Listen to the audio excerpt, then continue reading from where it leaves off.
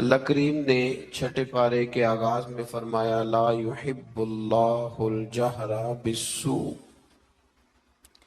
فرمایا بے شک اللہ پسند نہیں کرتا کہ بری بات کا اعلان کیا جائے، عیب اعلانیہ بیان کیے جائیں، اللہ اس کو پسند نہیں کرتا۔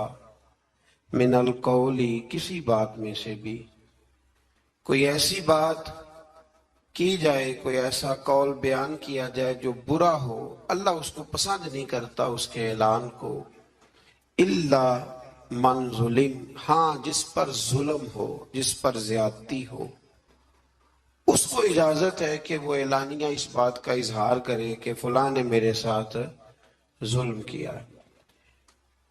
آیت کے پہلے حصے میں اس بات کی طرف اشارہ فرمایا گیا ہے کہ بلا وجہ کیا سرانیوں پر اور بدگمانیوں پر بری باتوں کا اعلان نہ کرو، بلکہ اگر اس بات کا تعلق معاشرتی طور پر لوگوں پر نہیں پڑ رہا اور کسی شخص کا وہ ذاتی فعل ہے اور اس کی اس غلطی کا تعلق اس کی ذات کے ساتھ ہے، تو پھر تو حضور نے پردہ پوشی کا حکم دیا ہے۔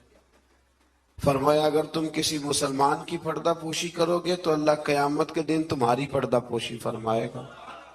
اور ایک حدیث مبارکہ میں یوں بھی ارشاد فرمایا کہ کسی کا ایک عیب دنیا کا چھپا دینا، رب کریم تمہارے 70 عیبوں پہ پردہ ڈال دے گا۔ لیکن الا من ظلم، جس پر ظلم ہوا ہو، اس نے زیادتی صحیح ہو، اور پھر اس کو یہ پتا ہو کہ اگر میں یہ ظلم سہوں گا تو یہ ظلم آگے بڑھے گا اور لوگ بھی اس ظلم کا شکار ہوں گے، تو پھر وہاں خاموش رہنے کا حکم نہیں ہے، وہاں بات کرنے کا حکم ہے، وہاں اظہار کرنے کا حکم ہے، وہاں اعلان کرنے کا حکم ہے۔ وہاں میرے رسول کریم علیہ السلام نے فرمایا افضل الجہاد کلمۃ الحق عند السلطان الجابر، فرمایا سب جہادوں میں افضل جہاد یہ ہے کہ تو ظالم بادشاہ کے سامنے کھڑے ہو کے سچی بات بیان کر، تم کہ میرے ساتھ زیادتی ہوئی ہے تو اعلان کر۔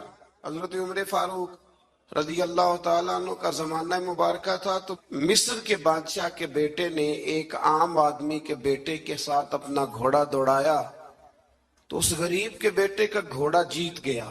بادشاہ کے بیٹے کو سبکی محسوس ہوئی، تو اس نے اس غریب کے بیٹے کی پشت پر کوڑے مارنے شروع کیے، بہت زیادہ کوڑے مار کے اپنے حسد کی اس جلن کو، آگ کو ٹھنڈا کیا۔ یہ غریب کا بیٹا روتا ہوا گھر آ گیا۔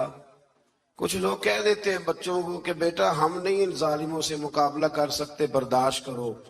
وہ ظلم کو فروغ دیتے ہیں، وہ زیادتی کو پروان چڑھاتے ہیں، اس طرح لوگوں کے ہاتھ بھی کھلتے ہیں اور ظالم زیادہ سے زیادہ ظلم کرنے پر معاذ اللہ آمادہ ہوتا ہے۔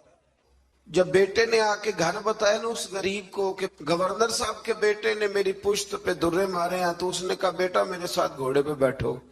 کہا ابا جی کہاں جانا ہے؟ تو کہا بیٹا یہ ظلم کا دور نہیں، یہ عمر کا دور ہے، خاموش رہنا ظلم رہے گا، میرے ساتھ چلو مدینہ شریف چلتے ہیں۔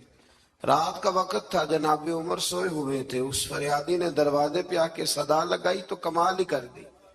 اس نے کہا عمر باہر نکلو، یہ سونے کا وقت نہیں، جب ظلم ہونے لگے دنیا میں تو بادشاہ سویا نہیں کرتے، باہر آؤ۔ جناب فاروق اعظم باہر آئے تو اس نے کہا عمر ہماری غلطی کیا ہے کہ ہم غریب ہیں؟ غلطی یہ ہے کہ ہم تنگ دست ہیں، مجبور ہیں، دیکھو میرے بیٹے کی پشت کا کیا حال کیا۔ حضرت عمر نے اسی وقت بندے دوڑائے، فرمایا پکڑ کے لاؤ گورنر کو بھی اور بیٹے کو بھی۔ دونوں باپ بیٹا آئے تو کہا بیٹا جب اس نے تیری پشت پر درے مارے تھے تو تو اکیلا تھا؟ کہا ہاں۔ فرمایا اب تو سارا دربار سجا ہے نا، تو سب کے سامنے درے مار۔ بیٹے کو درے لگائے اور گورنر صاحب کے لیے حکم جاری کیا کہ ان سے شاہی لباس اتروا کے نا تو انہیں بوریے کا لباس پہناؤ، آج کے بعد گورنر ہی نہیں کریں گے، اونٹ چرایا کریں گے۔ لوگوں نے کہا حضور گورنر صاحب کا کیا قصور ہے، غلطی تو بیٹے کی تھی۔ فرمانے لگے اسی کا تو قصور ہے، اسی نے تو اس کے دل میں یہ بات ڈالی ہے کہ تو گورنر کا بیٹا ہے۔ کس نے اس کے دل میں یہ بات ڈالی کہ تو گورنر کا بیٹا ہے؟ ظلم کو فروغ ان لوگوں نے دیا ہے جو ظلم سہنے لگے ہیں. ظلم کو فروغ ان لوگوں نے دیا ہے جو مہنگائی پر خاموش رہتے. دنیا میں قتیل اس سا منافق نہیں کوئی جو ظلم تو سہتا ہے بغاوت نہیں کرتا. دنیا میں قتیل اس سا منافق نہیں کوئی. یہ سب سے بڑا ظالم ہے جو ظلم سہتا ہے اور لوگوں کو بھی مشورہ دیتا ہے اس دور میں کچھ نہیں ہو سکتا لہذا چپ کر جاؤ، کوئی ایک تو بولے گا نا. اس سے آگے جب ہم بڑھتے ہیں تو اللہ تبارک و تعالیٰ نے گروہ کا ذکر کیا ہے. اس کے بارے میں فرمایا کہ وہ اللہ اور اس کے رسول کے ساتھ کفر کرتے، اور ایک بڑی انوکھی بات بیان کی ہے. فرمایا وہ کفر بھی کرتے ہیں اور وہ اللہ اور اس کے رسولوں کے درمیان فرق بھی کرنا چاہتے ہیں. وہ ارادہ رکھتے ہیں کہ اللہ اور اللہ کے رسولوں کے درمیان